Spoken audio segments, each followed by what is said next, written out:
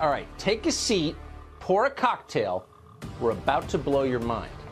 For more than 30 years, Nancy Pelosi, as you well know, has represented the single most liberal congressional district in America. And she's always seemed perfectly suited for the job. Name the issue, no matter what it is, from abortion to climate change to affirmative action. And Nancy Pelosi has the party-approved doctrinaire left position on that issue. She's a walking liberal stereotype. Or so we thought. In fact, it was all a pose. It was a sham identity designed to cloak a darker reality beneath. You thought Nancy Pelosi was a guilty white liberal who regularly sends money to the annual NPR pledge drive, didn't you? No.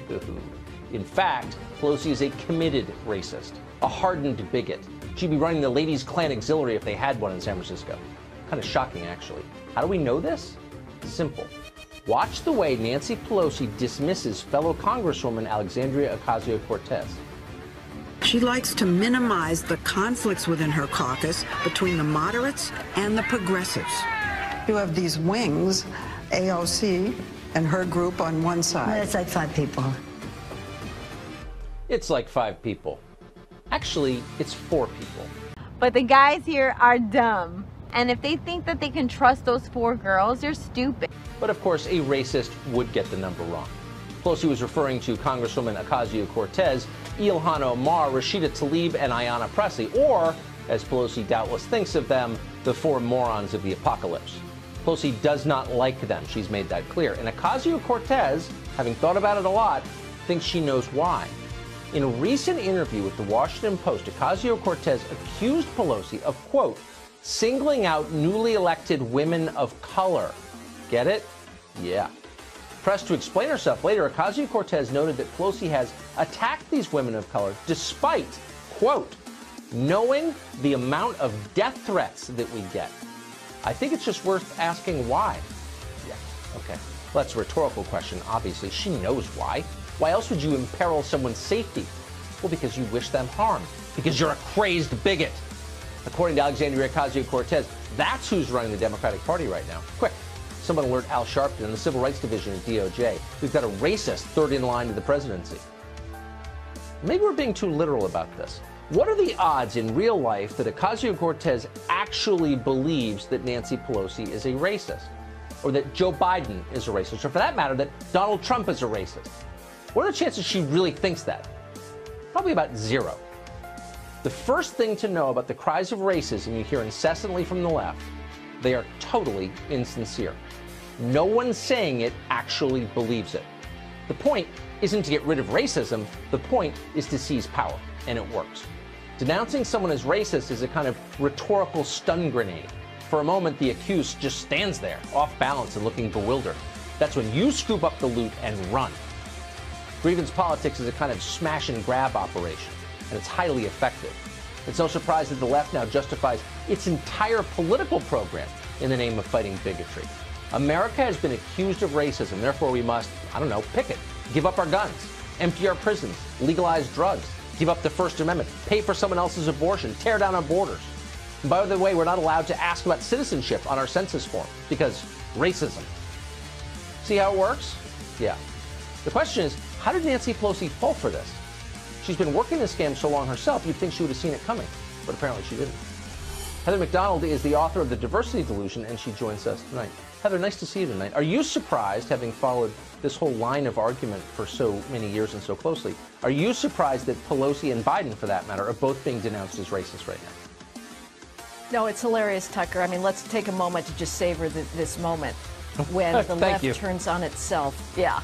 The left turns on itself, wielding the exact weapons that it wields against everybody else, and accuses itself of racism. It's preposterous.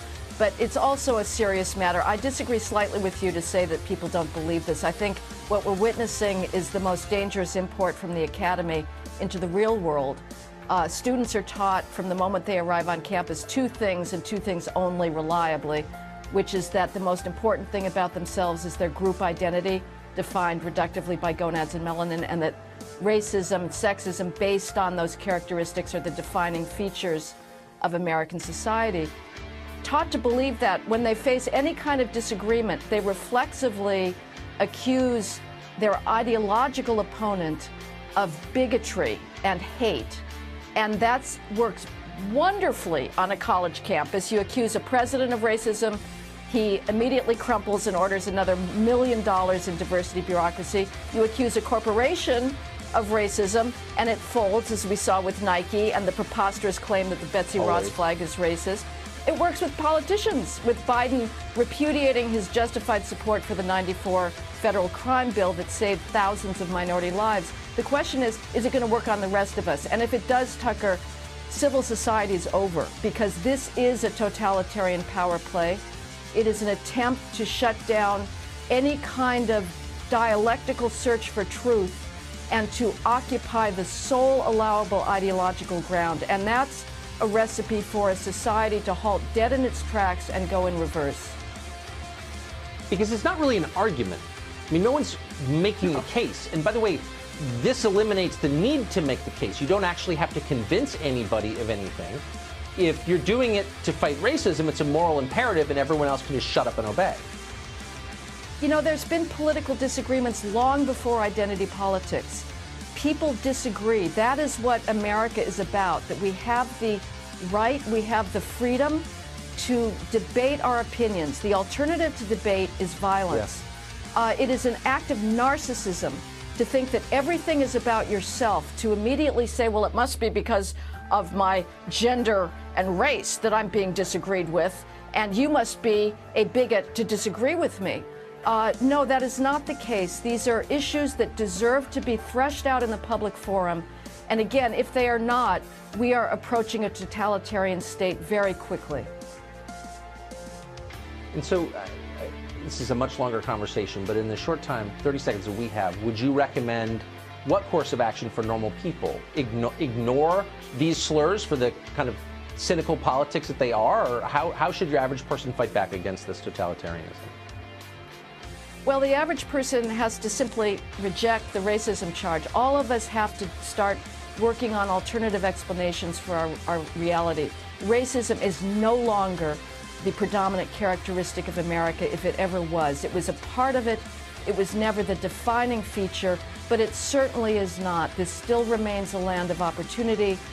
The alternative explanation is that there are profound behavioral differences, choices that individuals make that determine social outcomes. We have to fight back against this narrative, Tucker, because if they win, we lose our civilization, we lose meritocracy, and we lose freedom. But the guys here are dumb. And if they think that they can trust those 4 girls, they're stupid. Why the hell would you ever align with a bunch of girls? If I could have gotten 51 votes in the Senate of the United States for an outright ban, picking up every one of them, Mr. and Mrs. America, turn them all in, I would have done it. I could not do that. The votes weren't here.